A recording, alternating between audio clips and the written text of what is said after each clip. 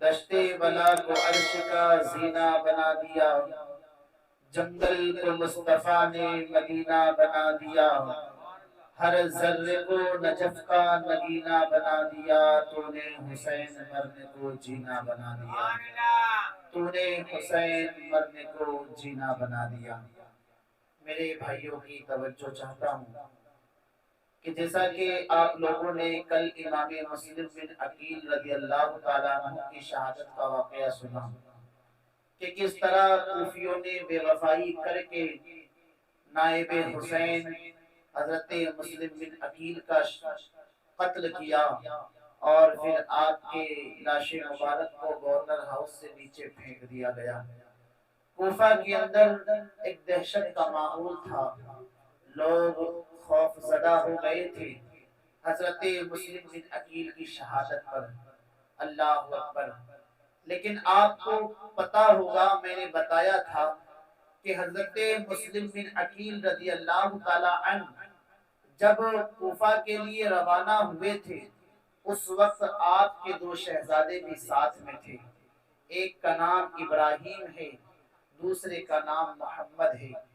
حضرت امام مسلم بن عقیل نے شہادت سے پہلے ہی وہ دونوں شہزادوں کو حضرت قاضی شریح کے حوالے کیا تھا۔ قاضی شریح کون ہیں؟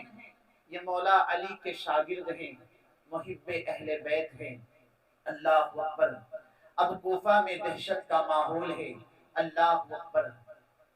قاضی شریح کو یہ علم ہوا، اس لیے کہ ابن زیاد نے یہ اعلان کیا اور اعلان کروایا کہ او کوفہ والو سنو سنو، میں نے سنا ہے کہ مسلم اپنے دو شہزادوں کو بھی ساتھ ملائے تھے، جو مسلم کے شہزادوں کو ہمارے حوالے کر دے گا ہم اسے اتنا انعام دیں گے، ہم اسے اتنا مال دیں گے۔ اور یاد رکھو، جس نے بھی ان دو شہزادوں کو امان دی، اپنے گھر میں رکھا، ان کا حال بھی مسلم کی طرح کر دیا جائے گا۔ قاضی شریح کو یہ علم ہوا کہ حضرت مسلم بن عقیل شہید ہو گئے، ہانی بن عروہ شہید ہو گئے۔ اللہ اکبر۔ قاضی شریح شہزادوں کے پاس آتے ہیں، کبھی سر پر ہاتھ رکھتے ہیں، کبھی پیشانی کو چومتے ہیں، کبھی سینے سے لگاتے ہیں۔ جب شہزادوں نے قاضی شریح کے اس عمل کو دیکھا تو شہزادے بول پڑتے ہیں، اے قاضی شریح، اے ہمارے دادا مولا علی کے شاگرد، آپ بتائیں جو سلوک آپ ہمارے ساتھ کر رہے ہیں، یہ سلوک مدینہ میں یتیموں کے ساتھ کیا جاتا ہے۔ قاضی شریح کو مولا علی کے وہ پوتے مسلم بن عقیل کے شہزادے کہہ رہے ہیں، قاضی شریح یہ بتائے جو عمل کر رہے ہیں یہ یتیموں کے ساتھ ہوتا ہے، جن کے باپ کا سایہ سر سے اٹھ جاتا ہے۔ اے قاضی شریح، کہیں ایسا تو نہیں ہمارے باپ مسلم شہید ہو گئے ہیں، انہیں قتل کر دیا گیا ہے؟ اللہ اکبر۔ قاضی شریح نے کہا، اے شہزادو ایسی ہی بات ہے۔ قاضی شریح کی آنکھوں میں آنسو، پھر سر پر ہاتھ رکھتے ہیں اور کہتے ہیں، اے شہزادو تمہارے باپ مسلم کو شہید کر دیا گیا ہے۔ جب شہزادوں نے سنا ہے تو اللہ اکبر گلے مل کر روتے ہیں، اس لیے کہ آج کوفہ میں مسافر بن کر آئے تھے اور وہ کوفیوں نے ایسی بے وفائی کی کہ آنے کے بعد تو ہزاروں کا لشکر بن گیا تھا، 40,000 کی فوج تیار ہو گئی تھی، لیکن ان کوفیوں نے ساتھ چھوڑا تھا مسلم بن عقیل کا۔ لیکن اب شہزادے تو مسافر ہیں۔ جب شہزادوں کو پتا چلا کہ باپ کا سایہ سر سے اٹھ گیا ہے، لیکن قاضی شریح نے کہا کہ اے شہزادو دیکھو، ابن زیاد نے اعلان کر دیا ہے وہ آپ کا بھی قتل چاہتا ہے، وہ آپ دونوں کو بھی شہید کرنا چاہتا ہے، تو آپ کا میرے گھر پر رہنا مناسب نہیں، بلکہ صبح میں ایک قافلہ باب العراقین سے مدینہ کی طرف جائے گا۔ میں چاہتا ہوں کہ اس قافلے میں آپ دونوں شریک ہو جائیں اور وہ قافلہ مدینے تک پہنچ جائے اور آپ دونوں بھی عافیت کے ساتھ مدینے چلے جائیں۔ اللہ اکبر۔ اور یہ کام میرا شہزادہ، میرا لڑکا کر دے گا۔ صبح کی سفیدی نمودار ہوتی ہے اور قاضی شریح کا شہزادہ ان دونوں شہزادوں کو، مسلم بن عقیل کے یتیموں کو لے کر اللہ اکبر چلتا ہے، اور ان لوگ دوڑتے دوڑتے باب العراقین پہنچے، جس جگہ سے وہ قافلہ مدینہ کی طرف جانے والا تھا۔ جانے میں تاخیر ہو جاتی ہے، جانے میں دیر ہو جاتی ہے، وہ قافلہ وہاں سے گزر جاتا ہے۔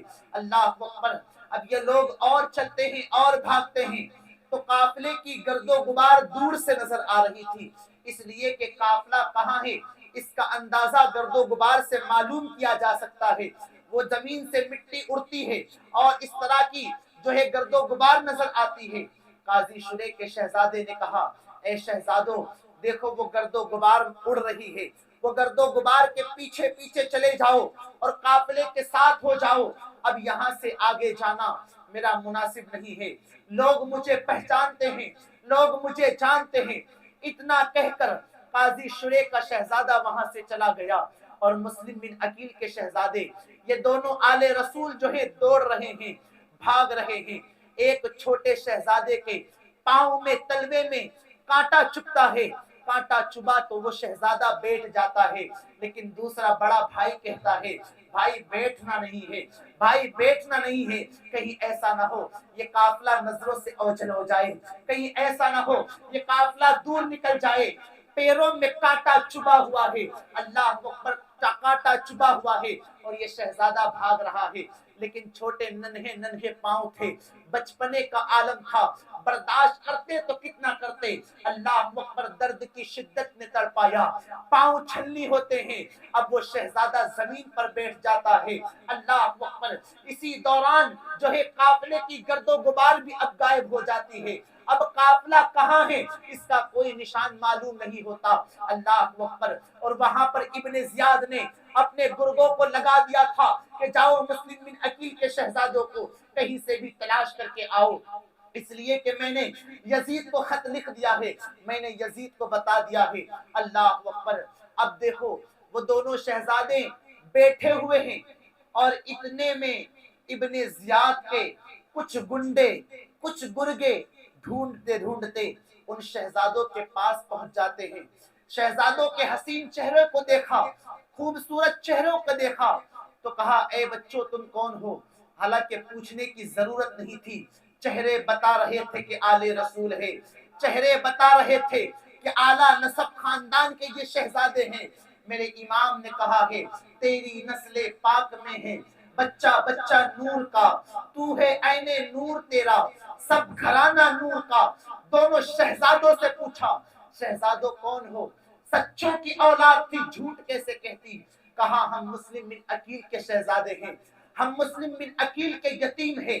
وہ جو ابن زیاد کے گرگے تھے، ان لوگوں نے یہ دونوں شہزادوں کو پکڑا اور گرفتار کر کے ابن زیاد کے پاس لے جاتے ہیں، ابن زیاد کے حوالے کر دیا اور ابن زیاد نے حکم دے دیا کہ ان دونوں شہزادوں کو جیل میں ڈال دیا جائے، کالی کوٹری میں ڈال دیا جائے، پھر یزید کا جیسا حکم آئے گا اس کے حساب سے ہم آگے کام کریں گے۔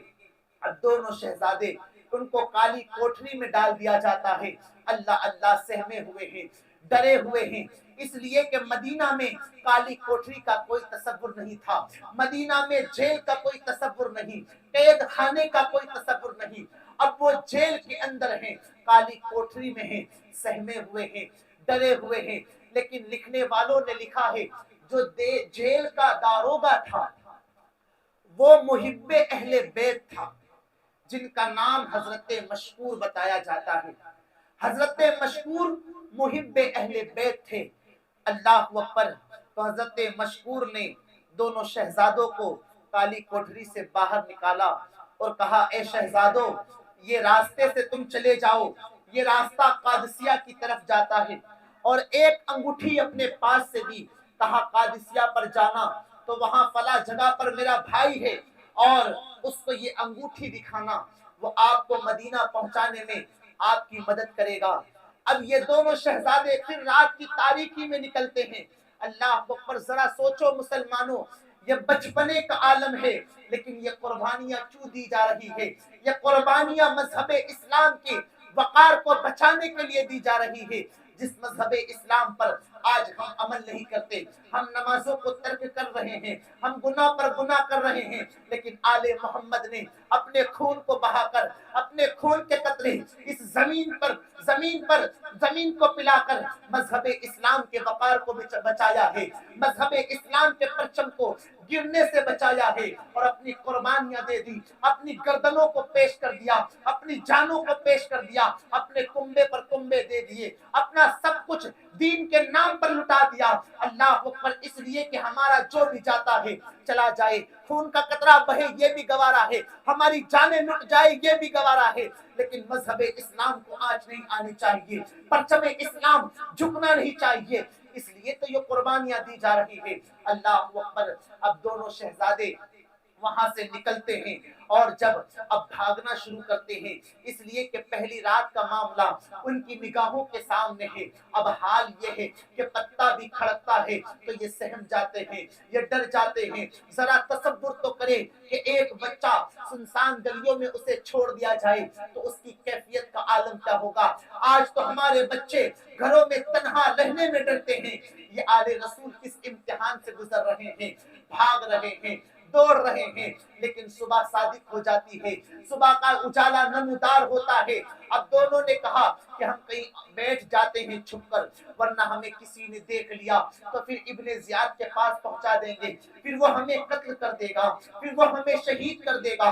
اب دونوں بچے ایک چشمے کے سامنے، چشمے کے پاس ایک درخت تھا، اس درخت میں کھو بنی ہوئی تھی، اس کھو میں بیٹھ جاتے ہیں۔ اللہ اکبر، دونوں شہزادے بیٹھ گئے اور کچھ ہی دیر میں ایک خادمہ، ایک کنیز اس چشمے میں پانی بھرنے آتی ہے۔ جیسے ہی اس کنیز نے اپنا جو ہے اپنی مٹکی اس چشمے میں ڈالی تو کیا دیکھتی ہے، پانی پر دو خوبصورت چہرے نظر آ رہے ہیں۔ وہ گھوم کر پلٹ کر دیکھتی ہے تو جھاڑ کی درخت کی کھو میں دو شہزادے بیٹھے ہیں، بڑے خوبصورت معلوم ہو رہے ہیں، بڑے حسین ہیں۔ کنیز نے پوچھ لیا، اے شہزادو تم کون ہو؟ تو شہزادوں کو یاد آ جاتا ہے، کل ہم نے سچ کہا تھا تو پکڑے گئے تھے، لیکن دیکھو یہ سچوں کی اولاد، یہ جھوٹ نہیں کہا کرتے۔ اللہ اکبر، وقت کیسا بھی ہو یہ جھوٹ نہیں کہتے۔ بچپنے کا عالم ہے لیکن تربیت دیکھے، اور تربیت کیوں نہ ہو جن کی رگوں میں میرے آقا کا خون دوڑ رہا ہو، جن کی رگوں میں مصطفیٰ جان رحمت کا خون ہو۔ آج ہمارا حال تو یہ ہے کہ ہم اپنے بچوں کی تربیت بچپن سے جھوٹ کی طرح کرتے ہیں۔ آج مائیں بھی جب اللہ اکبر بچے نہیں سوتے تو ایسی ایسی باتیں کہتے ہیں، بیٹا سو جا ورنہ وہ آ جائے گا، وہ آ جائے گا۔ جھوٹ کہہ رہی ہے بچوں کو اور جھوٹ سکھا رہی ہے۔ آج ایک باپ کسی کا فون آ جائے کہتے بیٹا بات کر لے کہ ابا جان نہیں ہے، یعنی ہم بچوں کو جھوٹ سکھا رہے ہیں۔ پھر یہی بچے آگے چل کر جھوٹے بنتے ہیں۔ لیکن آل محمد سے سیکھیں کہ کتنی سخت قربانی کا عالم ہے، جان جانے کا خطرہ ہے، شہید ہو جانے کا خطرہ ہے۔ خاتون نے پوچھا بچوں کون ہو؟ پھر سچ کہہ دیا، کہا ہم مسلم بن عقیل کے شہزادے ہیں، ہم ان کے یتیم ہیں۔ اللہ اکبر، جب اس کنیز نے سنا تو کنیز کہتی ہے، اے شہزادو گھبراؤ نہیں، اے شہزادو فکر نہ کرو، میں جس کی خادمہ ہوں میری مالکین محب اہل بیت ہے، اہل بیت سے محبت کرنے والی ہے، وہ تمہارا خیال رکھے گی، چلو میرے ساتھ چلو۔ اب یہ دونوں شہزادے اس کنیز کے ساتھ جاتے ہیں۔ کنیز نے دونوں شہزادوں کو ساتھ لیا اور ساتھ لے جانے کے بعد اپنی خادم، اپنی مالکہ کو کہتی ہے، اپنی مالکین کو کہتی ہے، اے مالکین دیکھو آج تمہارے گھر پر میں کس کو لے کر آئی ہوں، یہ دونوں آل رسول ہیں اور مسلم بن عقیل کے شہزادے ہیں۔ جب اس مالکین نے سنا تو بڑی خوش ہو جاتی ہے اور استقبال کرتی ہے اور کہتی ہے، اے شہزادو یہ گھر کو اپنا ہی گھر سمجھو، بلکہ ہماری قسمت چمکی کہ آپ تشریف لائے، اس لیے کہ آپ رسول اللہ کی آل ہے، آپ حضور کی جو ہے آل میں سے ہیں، مسلم بن عقیل کے شہزادے ہیں۔ اے شہزادو اسے اپنا گھر سمجھنا، فکر نہ کرنا، میں تمہاری خادمہ ہوں اور تمہاری خادمہ نہیں بلکہ تمہاری دادی جان بی بی فاطمہ کی بھی خادمہ ہوں، ان کی بھی کنیز ہوں۔ اب دونوں شہزادوں کو کھلایا پلایا اور اس کے بعد کپڑے پہنائے۔ اب یہ دونوں شہزادے ان کے دل کو اطمینان ہو جاتا ہے کہ اب ہم صحیح گھر پر ہیں، ہمیں اب کوئی خطرہ نہیں ہے۔ اللہ اکبر، دونوں شہزادے تھکے ہوئے تھے، سفر کی تھکاوٹ تھی، بچپنے کا عالم تھا، سو جاتے ہیں۔ رات کافی گزر گئی، رات زیادہ ہو گئی اور اس مالکن کا جو شوہر تھا جس کا نام حارث ہے، اللہ اکبر، وہ حارث نہیں آیا تھا۔ دونوں شہزادے سو رہے ہیں اور مالکن کا جو اس محب اہل بیت کا شوہر حارث نہیں آیا تھا، وہ انتظار کر رہی تھی، اپنے شوہر کا انتظار کر رہی تھی۔ اور پھر کچھ دیر زیادہ ہونے کے بعد شوہر حارث گھر میں آیا اور وہ تھکا ہوا معلوم ہو رہا تھا، پریشان معلوم ہو رہا تھا۔ اللہ اکبر، عجیب سی پیشانی اس حارث کی پیشانی پر تھی۔ اس خادمہ، اس عورت نے، محب اہل بیت خاتون نے حارث سے پوچھا، اے حارث اتنی دیر کیوں ہوئی آنے میں؟ اے میرے شوہر تاخیر کیوں کی آپ نے آنے میں؟ تو حارث نے کہا کہ خاتون میں کیا بتاؤں، بات ایسی ہے کہ ابن زیاد کے پاس سے مسلم بن عقیل کے دونوں شہزادے بھاگ گئے ہیں، وہ آزاد ہو گئے ہیں۔ اور پھر ابن زیاد نے ایک خط یزید کو لکھ دیا ہے اور ابن زیاد فکر میں ڈوبا ہوا ہے، کہیں یزید نے بچوں کو زندہ مانگ لیا تو میں بچے کہاں سے لا کر دوں گا۔ تو ابن زیاد نے بڑے انعام کا اعلان کیا ہے کہ جو بھی ان بچوں کو تلاش کر کے آئے گا ہم اسے اتنا انعام دیں گے، ہم اسے اتنا مال دیں گے۔ تو اے میری خاتون، میں ان شہزادوں کو ڈھونڈ رہا تھا، مسلم بن عقیل کے بچوں کو ڈھونڈ رہا تھا۔ جب یہ بات حارث نے کہی ہے تو اس عورت نے کہا، اس محب اہل بیت خاتون نے کہا، حارث تو کیا کر رہا ہے؟ آل محمد کا سودا کر رہا ہے، وہ آل رسول ہے، وہ مسلم بن عقیل کے یتیم ہے، وہ خون مسلم پیش آیا کہ دونوں شہزادے سوتے سوتے اچانک اٹھ جاتے ہیں اور رونے لگتے ہیں، زارو قطار روتے ہیں، اونچی آواز میں روتے ہیں۔ اللہ اکبر، بچوں کی آواز سن کر حارث کی آنکھیں کھل جاتی ہے اور پھر خاتون سے کہتا ہے، خاتون ہمارے گھر سے بچوں کے رونے کی آواز آ رہی ہے۔ تو خاتون نے کہا، نہیں نہیں، تو بچوں کو تلاش کر رہا تھا پورے دن، اس لیے تیرے کان بج رہے ہیں، ہمارے گھر پر کون سے بچے ہوں گے؟ کوئی بچے کی آواز نہیں آ رہی۔ کہا سو جا۔ پھر حارث سو جاتا ہے، لیکن یہ بچے اور رو رہے تھے۔ رو کیوں رہے تھے؟ وجہ یہ تھی کہ ان دونوں شہزادوں نے خواب دیکھا، خواب دیکھا۔ اور خواب میں کیا دیکھا؟ خواب میں دیکھتے ہیں کہ اللہ اکبر، نانا رسول صلی اللہ علیہ وسلم ہے، حضرت علی مشکل کشا ہے، باپ مسلم بن عقیل ہے، دادی فاطمہ الزہرا ہے۔ حضور مسلم بن عقیل سے پوچھ رہے ہیں، اے مسلم، دونوں شہزادوں کو کہاں چھوڑ کر آئے ہو؟ اور مسلم بن عقیل بابا جان کہہ رہے ہیں کہ حضور میرے نانا جان، بس شہزادے بھی آتے ہوں گے۔ جب یہ خواب دیکھا آنکھیں کھل گئی اور رونے لگتے ہیں۔ بڑا بھائی چھوٹے بھائی کو کہہ رہا ہے، میں نے ایسا خواب دیکھا۔ چھوٹا بھائی بڑے بھائی کو کہہ رہا ہے، میں نے ایسا خواب دیکھا۔ دونوں بھائی کہتے ہیں، کہیں ایسا نہیں کہ ہماری موت کا وقت آ گیا ہے، ہماری شہادت کا وقت آ گیا ہے۔ لیکن انہیں یقین نہیں ہو رہا تھا، اس لیے کہ وہ ایسے گھر میں تھے جہاں پر ان کو اعتماد تھا۔ وہ تو یہ سمجھ رہے تھے یہ اہل بیت سے محبت رکھنے والوں کا گھر ہے، یہ محبان اہل بیت کا گھر ہے، وہاں پر ان کو کون سا خطرہ ہو سکتا ہے۔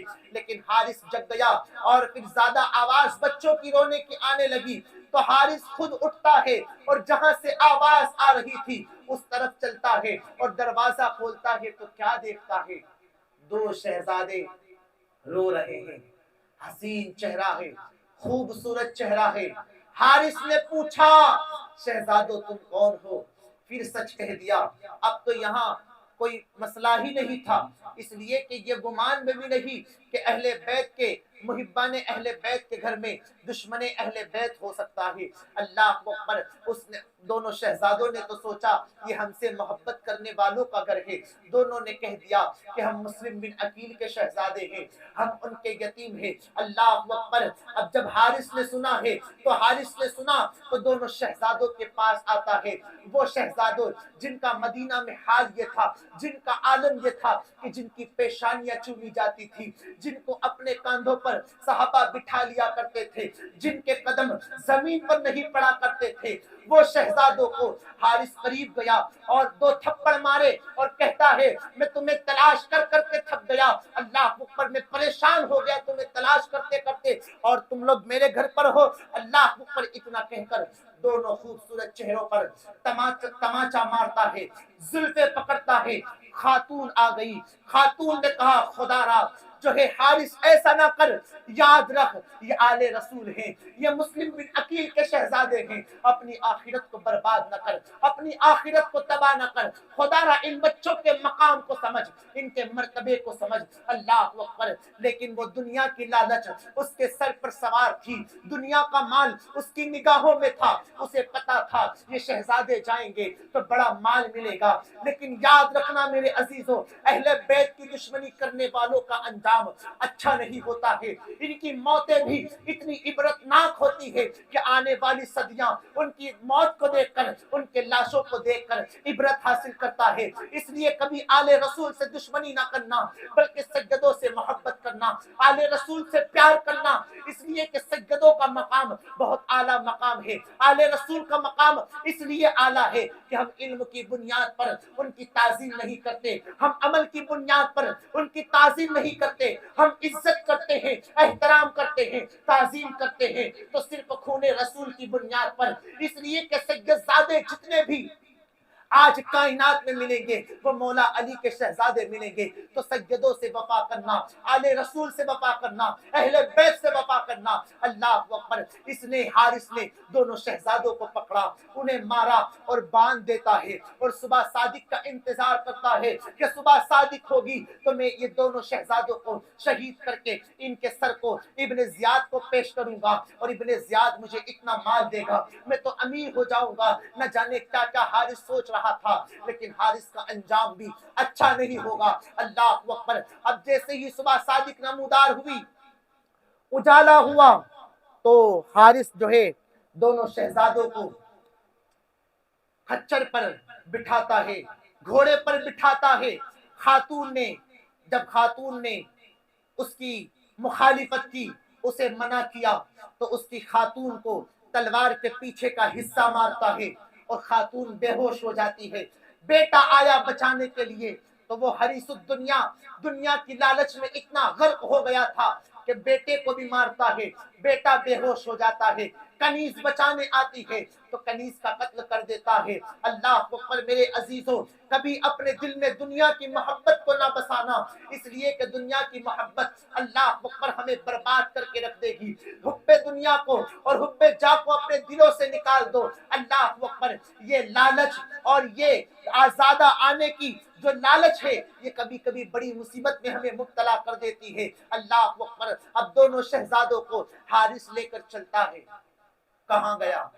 نہر فرات کے کنارے پر، نہر فرات کے کنارے پر دونوں شہزادوں کو لے جاتا ہے۔ اللہ اکبر، اور جب نہر فرات کے کنارے لے گیا، اس نے چاہا کہ بچوں کو شہید کر دیا جائے، بچوں کو قتل کر دیا جائے، لیکن خاتون کو ہوش آ گیا تھا۔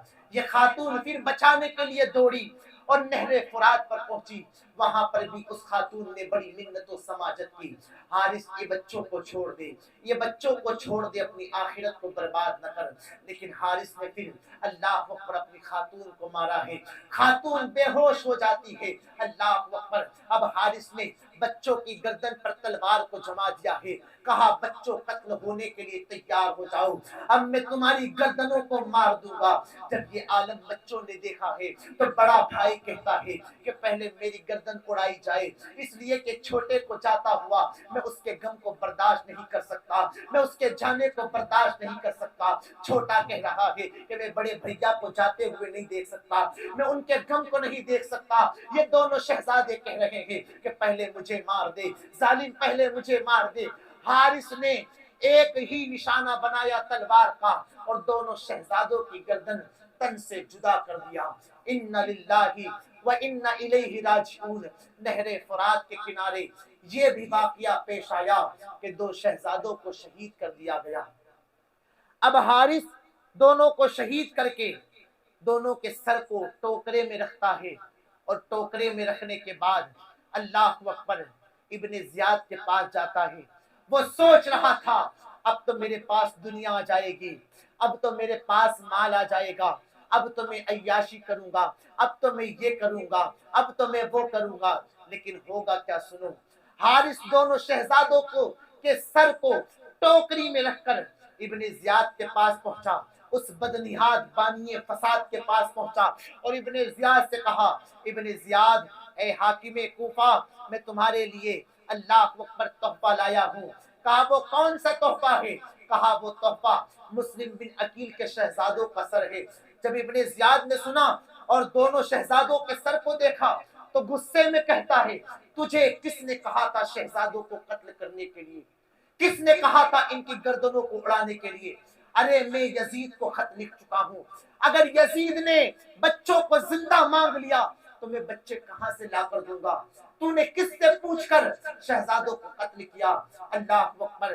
हारिस कह रहा था मैंने इसलिए कत्ल कर दिया कि कहीं ऐसा ना हो कूफा आते आते कूफा के लोग बच्चों को छुड़ा दे। कहा बच्चे अगर कूफा वाले पकड़ लेते तो मुझे कहता, मैं वहां से लेकर आता, या बच्चों को कहीं छुपा देता, वहां से मैं लेकर आता, लेकिन तूने बच्चों को क्यों कत्ल किया? अल्लाह अकबर। अब इब्ने जियाद को गुस्सा आता है, इसलिए कि अब इब्ने जियाद भी जो है जवाब देने पर मजबूर हो जाएगा कि बच्चे कहाँ हैं। तो इब्ने जियाद ने, एक शख्स वहां करीब खड़े थे, फरमाते हैं कि वो भी अहले बैत से मोहब्बत करने वाले थे, आले रसूल से प्यार करने वाले थे, और इब्ने जियाद जानता था कि ये आले रसूल का मुहिब है। तो वो शख्स से कहा इब्ने जियाद ने कि इस हारिस को, इसको ले जा उसी जगह पर जहां पर इसने इन बच्चों की गर्दनों को उड़ाया है, इसका भी अंजाम वही कर। अल्लाह अकबर। अब ये मुहिब्बे अहले बैत शख्स हारिस को पकड़ कर ले जाते हैं, और हारिस ने रास्ते में बहुत कुछ कहा कि देख मुझे छोड़ दे, तू जो मांगेगा मैं दूंगा, मेरे पास जितना भी सोना है, जितना कुछ है मैं तुझे दे दूंगा, मैं गुमनामी की जिंदगी गुजार लूंगा, लेकिन देख मुझे माफ कर दे, मुझे बख्श दे, मुझे छोड़ दे। लेकिन वो शख्स ने कहा है कि तू मेरे कदमों पर पूरी दुनिया की दौलत भी रख देगा तो मैं तुझे माफ नहीं कर सकता, इसलिए कि तूने आले रसूल का खून बहाया है। तो मुहिब्बे अहले बैत शख्स हारिस को उस जगह पर लेकर गए जहां पर हारिस ने दोनों शहजादों की गर्दन को उड़ाया था, लेकर गए। अल्लाह अकबर। और उस वक्त तक खातून को होश आ गया था। तो ये शख्स ने पूछा कि खातून तुम कौन हो? कहा मैं इस बदबख्त जालिम की बीवी हूँ, मैं इसकी बीवी हूँ। अल्लाह अकबर। और फिर हारिस इतनी बेदर्दी के साथ कत्ल हुआ। देखो अंजाम कितना बुरा हुआ, अंजाम कितना बुरा हुआ कि हारिस के सबसे पहले हाथ काटे गए, उसके बाद उसके पांव काटे गए, उसकी नाक काटी गई, उसके कान काटे गए, पेट को चीरकर ये तमाम चीजें उसके पेट में डाल दी गई, और इसी तरह उसे नहरे फुरात में डाल दिया गया। ये इबरत का निशान बन गया। अल्लाह अकबर। आप देखें करबला के बाद जो हुआ है यजीदियों के साथ वो किसी से नहीं छुपा है, लेकिन ये इमाम मुस्लिम बिन अकील के शहजादों की शहादत थी। थोड़ा और आगे बढ़ जाता हूँ इसलिए कि कल बोलने में और आसानी होगी। 2 दिन बाकी है, इंशाअल्लाह मेरी कोशिश है कि मैं कम वक्त में बाद करबला तक आपको सुना दूं। अब मुस्लिम बिन अकील की शहादत हो गई है, आप शहीद हो चुके हैं। अल्लाह अकबर। और मेरे इमाम मदीना से मक्का तो पहले आ गए थे, अब मक्का से मेरे इमाम रवाना हो गए हैं, अपने काफले अपने लोगों के साथ रवाना हुए हैं। इमाम हुसैन के साथ कौन है? इमाम हुसैन के साथ इमाम पाक के 3 बेटे हैं। एक बेटे इमाम ज़ैनुल आबिदीन है, जिनको बीमार आबिद कहा जाता है, जिनकी 22 साल की उम्र करबला के मैदान में थी, जिनसे सैयदों का खानदान चला है, जिनसे नस्ल हुसैनी चली है, वो हजरत ज़ैनुल आबिदीन की जात है। दूसरे बेटे अली अकबर है, जिनकी उम्र 18 बरस की थी और वो करबला में शहीद हुए। तीसरे बेटे अली असगर शेर खार बच्चे हैं, जिनकी गर्दन पर तीर मारकर आपको शहीद कर दिया गया। इमाम हसन के बेटे इमाम कासिम भी हैं, और मौला अली के 5 शहजादे हैं, जिनमें हजरत इमाम मुस्लिम बिन अकील भी हैं, जिनको कूफा में पहले शहीद कर दिया गया। यानी ये नफूसे कुदसिया का एक काफिला अब वहां से रवाना होता है। गोया कि मेरे इमाम के कदम शहादत की तरफ खींचे चले जा रहे थे। वही होता है जो अल्लाह रब्बुल इज्जत चाहता है। मेरे इमाम चल रहे हैं, कूफा की तरफ जा रहे हैं कि रास्ते में किसी एक शख्स से मुलाकात होती है। इमाम हुसैन ने उससे पूछ लिया कि हालात क्या है कूफा के? तो उस शख्स ने कहा कि کہ اے امام حسین، کوفہ والوں کے دل تو آپ کی طرف مائل ہے لیکن ان کی تلواریں بنو امیہ کے ساتھ ہے۔ امام حسین نے کہا کہ تو سچ کہتا ہے، اور آگے بڑھے، سفر جاری ہے۔ اللہ اکبر، ایک شاعر سے ملاقات ہوئی، شاعر نے بھی یہی کہا، اور آگے بڑھے، بطن الرما ایک مقام ہے، وہاں پر عبداللہ بن مطیع سے ملاقات ہوتی ہے۔ جب امام حسین سے ملاقات ہوئی، امام حسین سے عبداللہ بن مطیع نے فرمایا، اے امام پاک، اے آقا حسین، آپ ہرگز کوفہ تشریف نہ لے جائیں، اس لیے کہ آپ کوفہ تشریف لے جائیں گے تو وہاں پر آپ کو شہید کر دیا جائے گا، وہاں آپ کو قتل کر دیا جائے گا۔ لیکن میرے حسین تو کہہ رہے تھے کہ اللہ جو چاہتا ہے وہی ہوتا ہے، جو مصیبتیں ہمارے نصیب میں اللہ نے ہمارے لیے مقرر کر دی ہے وہ ہونا ہے، بہرحال اللہ جو چاہتا ہے وہ ہوتا ہے۔ امام حسین اور آگے بڑھے تو اللہ اکبر، ایک شخص ہے بیکر اسدی، اس سے ملاقات ہوئی۔ بیکر اسدی آتا ہے، امام حسین کے قدموں کا بوسہ لیتا ہے، اور بوسہ لینے کے بعد کوفہ کے حالات بتاتا ہے، اور وہ بتاتا ہے کہ اے حسین، آپ کے نائب مسلم بن عقیل کو کوفہ والوں نے شہید کر دیا ہے، ان کے شہزادوں کو شہید کر دیا ہے۔ اللہ اکبر، امام حسین کو یہ خبر ملی ہے تو آپ تڑپ جاتے ہیں، اس لیے کہ کوفہ والوں نے بے وفائی کر دی ہے۔ آپ کو بڑا افسوس ہوتا ہے کوفہ والوں کی بے وفائی پر، اللہ اکبر، بلکہ آپ نے امام مسلم کی شہادت کے بعد واپس مدینہ لوٹنے کا ارادہ فرما لیا تھا کہ اب ہم مدینہ سے، کوفہ سے واپس مدینہ لوٹ جاتے ہیں، راستے سے ہی مدینہ لوٹ جاتے ہیں۔ لیکن امام مسلم کے جو بھائی تھے وہ کہہ رہے تھے، اے بھائی حسین، ہم اپنے بھائی امام مسلم کا بدلہ لیں گے، ہم ان کے خون ناحق کا بدلہ لیں گے، ہم واپس مدینہ نہیں جائیں گے بلکہ ہم انتقام لیں گے، بلکہ ہم ان سے بدلہ لیں گے۔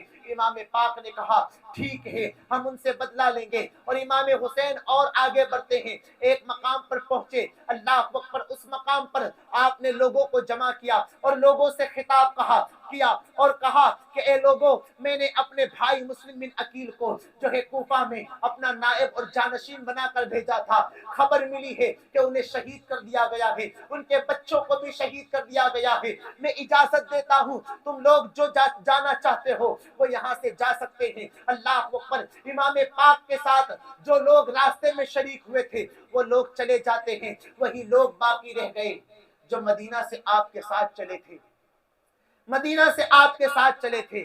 اللہ اکبر، اب امام حسین رضی اللہ تعالی عنہ اپنے ان چاہنے والوں کے ساتھ سفر فرماتے ہیں کہ راستے میں حر بن یزید رہائی آتے ہیں اور 1000 کا لشکر لے کر آتے ہیں، امام حسین کا راستہ روک لیتے ہیں۔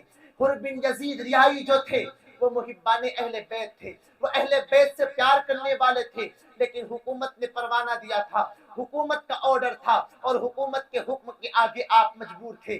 امام حسین کو سلام کیا، اور سلام کرنے کے بعد فرماتے ہیں، اے حسین ابن علی، میں آپ کی عظمت کو سمجھتا ہوں، میں آپ کے مرتبے کو سمجھتا ہوں، میں آپ کی بزرگی کو سمجھتا ہوں، لیکن میں عبید اللہ ابن زیاد کے حکم پر اللہ اکبر میں مجبور ہوں۔ اس نے آپ کو گرفتار کرنے کے لیے بھیجا ہے، اس نے آپ کو گرفتار کرنے کے لیے بھیجا ہے۔ جب یہ بات امام حسین نے سنی، آقا حسین نے سنی، تو سرکار امام حسین فرماتے ہیں، اے حر سن لو، میں یہاں پر اپنی مرضی سے نہیں آیا ہوں بلکہ مجھے یہاں بلایا گیا ہے، اور بلکہ جن لوگوں نے بلایا ہے وہ آج تمہارے لشکر میں موجود ہے۔ ان لوگوں نے قسمیں دے دے کر بلوایا ہے، وعدے کر کر کے بلوایا ہے، میں اپنی مرضی سے نہیں آیا بلکہ جو آپ کے لشکر میں ہے۔ بلکہ امام حسین رضی اللہ تعالیٰ عنہ نے وہ تھیلا جس کے اندر خطوط تھے، تقریباً 150 خطوط تھے، وہ خطوط کا تھیلا جب آپ نے اونڈالا ہے تو اس میں خطوط نکلتے ہیں، خط نکلتے ہیں۔ سرکار حسین خط کو پڑھ رہے ہیں اور فرماتے ہیں، اے فلاں، یہ تیرا خط نہیں ہے، فرماتے اے حارث، یہ تیرا خط نہیں ہے، یہ تیری مہر نہیں ہے۔ لیکن وہ لوگوں کی آنکھیں شرم سے جھکی ہوئی تھی، وہ حریص الدنیا امام حسین کو کیا جواب دیتے، کیا جواب دیتے؟ ابھی امام حسین اور حر بن یزید رہائی میں گفتگو چل ہی رہی تھی، بات چل ہی رہی تھی کہ ایک شخص آتا ہے سانڈلی پر سوار ہو کر، اور وہ عبید اللہ ابن زیاد کا خط حضرت حر بن یزید رہائی کو دیتا ہے۔ اس میں لکھا تھا کہ اے حر جب تمہاری ملاقات حسین سے ہو تو انہیں وہیں پر روک لو، نہ انہیں کوفہ میں داخل ہونے دو، نہ کوفہ سے باہر جانے دو، ان کو وہیں روک لیا جائے۔ تڑپ کر حر بن یزید ریائی آقا حسین کو بتاتے ہیں، آقا حسین کو کہتے ہیں اے حسین ابن علی دیکھیں اللہ اکبر، عبید اللہ ابن زیاد نے کیا حکم دیا ہے، میں مجبور ہوں، میں کر کچھ نہیں سکتا، اللہ اکبر۔ لیکن اس کا مطلب یہ نہیں کہ حر بن یزید ریائی امام پاک سے محبت نہیں کرتے تھے، محبت کرتے تھے، پیار کرتے تھے، بلکہ آپ کے پیچھے وہ نماز بھی پڑھتے رہے، آپ کی ابتدا میں نماز بھی پڑھتے رہے، لیکن آپ نے سوچا کہ اگر محبت زیادہ ظاہر ہو جائے گی تو 1000 کا لشکر ہے، انہیں پتہ چل جائے گا۔ لیکن میرے عزیزوں دوسری محرم کی تاریخ آئی، اللہ اکبر، میرے آقا حسین ایک مقام پر پہنچے، لوگوں سے کہا اس مقام کا نام کیا ہے؟ تو کہنے والوں نے کہا اس مقام کو کربلا کہتے ہیں۔ آقا حسین نے فرمایا یہ کربلا نہیں، یہ کرب و بلا ہے، یہ مصیبت کی جگہ ہے، بلکہ میرے آقا حسین فرما رہے تھے یہی وہ زمین ہے جہاں پر اہل بیت کا خون بہے گا، یہی وہ زمین ہے جہاں پر میری آل کا ناحق قتل کیا جائے گا۔ گویا کہ آپ پہلے سے جانتے تھے کہ شہادت ہوگی، شہادت ہونا ہے اور اسی زمین پر ہونا ہے۔ بلکہ ذرا سوچو تو صحیح مسلمانوں، وہ مہمان کتنا پیارا مہمان ہوگا، وہ مہمان جس کے جیسا مہمان کون ہو سکتا ہے؟ ایسے مہمان کو خط دے دے کر بلوایا، قسمیں دے دے کر بلوائی، لیکن وہ مہمان کے ساتھ جو سلوک کوفیوں نے کیا ہے وہ قیامت تک ایسا سلوک ایسے عظیم مہمان کے ساتھ نہیں ہو سکتا ہے۔ میرے آقا حسین کربلا کے میدان میں بیٹھے ہوئے ہیں، اللہ اکبر، ابھی سامان بھی بے ترتیب پڑا ہوا ہے، اللہ اکبر، اچانک آنکھ لگ جاتی ہے، آپ سو جاتے ہیں، آنکھ لگ جاتی ہے، نانا رسول تشریف لاتے ہیں، اللہ اکبر، حضور تشریف لاتے ہیں اور فرماتے ہیں اے میرے نواز حسین یہی کربلا کی جگہ ہے، یہی پر تمہیں شہید کیا جائے گا۔ بلکہ حضور پاک علیہ السلام آقا حسین کے سینے پر ہاتھ رکھ کر دعا کرتے ہیں اے اللہ میرے حسین کو صبر عطا فرما، اے اللہ میرے حسین کو صبر عطا فرما۔ آقا حسین کی آنکھ کھل جاتی ہے، خواب ایسا تھا میرے عزیزوں، اللہ اکبر، ذرا سوچے تو صحیح کیا بیت رہی ہوگی، کیسے حالات کربلا کے میدان میں ہوگے۔ میرے امام ابھی بیٹھے ہیں اور سوچ رہے ہیں اللہ اکبر، کرنا کیا ہے کہ آپ کا سامان بھی ابھی ادھر ادھر ہے کہ عبید اللہ ابن زیاد نے اپنے ایک قاصد کو اور بھیجا، وہ قاصد آتا ہے اور کہتا ہے کہ عبید اللہ بن زیاد نے یہ خط دیا ہے، اس میں لکھا تھا اے حسین ابن علی بیعت کر لو یا تو پھر جو ہے جنگ کے لیے آمادہ ہو جاؤ، جنگ کے لیے تیار ہو جاؤ۔ میرے آقا حسین نے کہا اس خط کا میرے پاس کوئی جواب نہیں ہے، اس خط کا میرے پاس کوئی جواب نہیں ہے۔ اللہ اکبر، اب یہاں سے جنگ شروع ہوتی ہے۔ عمرو بن سعد، عمرو بن سعد کون ہے؟ اللہ اکبر، یہ سعد بن ابی وقاص رضی اللہ تعالیٰ عنہ کا بیٹا ہے۔ اللہ اکبر، سعد بن ابی وقاص کا جنتی باپ کا جہنمی بیٹا ہے۔ جب اس کے ہاتھوں میں معاملات دیے گئے، آقا حسین سے جو ہے سامنا کرنے کے لیے کہا گیا، تو عمرو بن سعد نے اپنا پیچھا چھڑایا کہ خون رسول سے دامن کو داغدار نہیں کیا جا سکتا۔ عمرو بن سعد جانتا تھا کہ حسین کی عظمت کیا ہے، حسین کا مرتبہ کیا ہے، حسین کی شان کیا ہے۔ تو عمرو بن سعد جو ہے اپنے دامن کو خون سے نہیں رنگنا چاہتا تھا، تو اس نے منع کر دیا عبید اللہ ابن زیاد سے کہ میں آل رسول سے اور خاص طور پر حسین ابن علی سے جو ہے میں مقابلہ نہیں کر سکتا۔ لیکن عبید اللہ ابن زیاد نے کہا عمرو بن سعد سے یا مقابلہ کرنے کے لیے تیار ہو جا، یا جنگ کرنے کے لیے تیار ہو جا، یا ایران کی گورنری سے ہٹ جا۔ میں نے بتایا نا میرے دوستو، یہ دنیا کی محبت اللہ اکبر ایمان کا سودا کر بیٹھتی ہے، یہ حب جا کو اپنے سینوں سے نکال دینا۔ اور عمرو بن سعد نے جب سنا نا کہ مجھے ایران کی گورنری سے ہٹا دیا جائے گا، تو وہ دنیا کی لالچ میں آ گیا، دنیا کی محبت میں آل رسول کا ناحق خون بہانے کے لیے میدان میں اتر جاتا ہے۔ بلکہ عمرو بن سعد جو ہے 500 یا اس سے زیادہ کا لشکر لے کر جو ہے نہر فرات پر پہنچتا ہے، اور نہر فرات پر 500 فوجی کو اتار دیا جاتا ہے اور اس کے بعد دھیرے دھیرے اللہ اکبر عبید اللہ ابن زیاد لشکر کو بھیجتا رہتا ہے، فوجیوں کو بھیجتا رہتا ہے، یہاں تک کہ کربلا کے میدان میں 22,000 کا لشکر جمع ہو جاتا ہے آقا حسین کے مقابلے کے لیے، آل رسول کے مقابلے کے لیے۔ ذرا سوچو تو صحیح، چند نفوس قدسیہ ہے، چند لوگ ہیں، آقا حسین ہیں، شہزادے ہیں، علی اکبر ہیں، علی اوسط ہیں، قاسم ہے، اکبر ہے، اور بھی شہزادے ہیں، اہل بیت کے گھرانے والے ہیں جو جنگ کے ارادے سے بھی نہیں آئے ہیں، ساز و سامان بھی نہیں ہے، اتنے ہتھیار بھی نہیں ہے، لیکن ان کا خوف دیکھو، وہ جانتے ہیں یہ آل رسول ہیں، یہ مصطفیٰ کے گھرانے والے ہیں، وہ جانتے ہیں ان سے جنگ کرنا آسان نہیں ہے، تبھی تو 72 کے مقابلے میں 22,000 کا لشکر اترتا ہے، اور اترنے کے بعد بھی ان کے سینوں پر خوف ایسا طاری ہے کیونکہ ان لوگوں نے بدر کی جنگ کو دیکھا ہے، ان لوگوں نے احد کی جنگ کو دیکھا ہے، ان کے باپ داداؤں کو جو نقصان ہوا ہے اللہ اکبر یہ ان کی آنکھوں کے سامنے ہے۔ اب جو ہے عمرو بن سعد نے اور 22,000 کا لشکر کربلا کے میدان میں جمع ہو جاتا ہے، لیکن پھر بھی تدبیر یہ نکالتے ہیں کہ ان سے ایسے مقابلہ نہیں کیا جا سکتا، ان سے مقابلہ کرنا ہے تو انہیں پیاسا کرو۔ نہر فرات پر ساقیے کوثر کے نواسوں کے لیے پانی بند کر دیا گیا، پہرا لگا دیا گیا، اس لیے کہ جب یہ بھوک سے نڈال ہو جائیں گے، پیاس سے نڈال ہو جائیں گے، کمزور ہو جائیں گے، تب ان سے مقابلہ کیا جائے گا۔ علی کا گھر بھی وہ گھر ہے جس گھر کا ہر ایک بچہ جہاں پیدا ہوا شیر خدا معلوم ہوتا ہے۔ انشاءاللہ اس کے بعد کے جو واقعات ہیں کل بیان کرنے کی کوشش کروں گا، وقت بھی زیادہ ہو رہا ہے۔ مولا تبارک و تعالی اہل بیت کا صدقہ عطا فرمائے۔